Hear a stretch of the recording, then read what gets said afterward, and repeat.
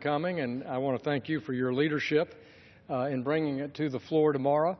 And the process the committee used, which was a series of hearings through the process, supported by our chairman, supported by members on both sides of the aisle. I want to thank Joe Barton and Mr. Cuellar of Texas for their leadership in recruiting co-sponsors, a large bipartisan group of co-sponsors, to bring this long-standing bill to the floor and the positive efforts it will have in our economy. I'd like to say to my friend, Mr. Sessions, that invite him to come to Little Rock, for I filled up last weekend for $1.82. And so perhaps Arkansas is a more competitive gas pricing market than even Texas. That may be the biggest economic news of the day here on the floor. But I want to touch on, we've touched on the importance of American jobs. All of our American jobs in the oil patch right now are suffering due to low prices and low development budgets.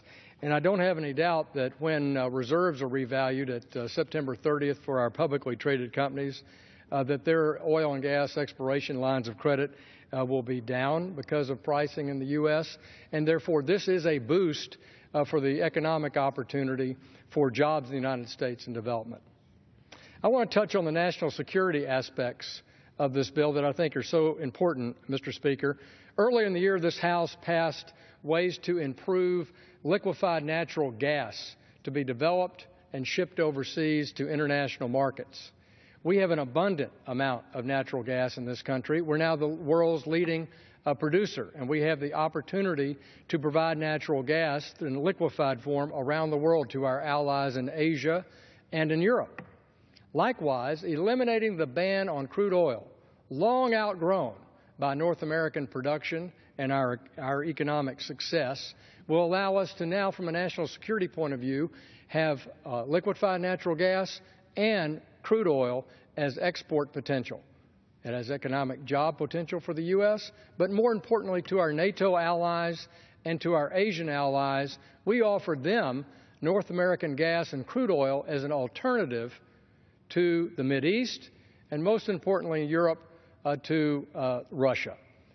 Because for too long, our allies in Europe have been held hostage by the politics of the Mideast or the politics of Russia.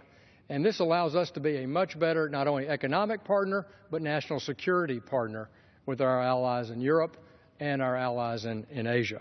And I want to thank you, Mr. Chairman, for the opportunity to come to the floor and speak in strong support of this bill to remove the export ban on crude oil in the United States, and urge my fellow members, both Democrat and Republican, to provide a good, strong, bipartisan vote and send that message to the United States Senate to join us in passing this lifting of the ban. And send a message to the White House, Mr. Chairman, that a veto message here is not appropriate.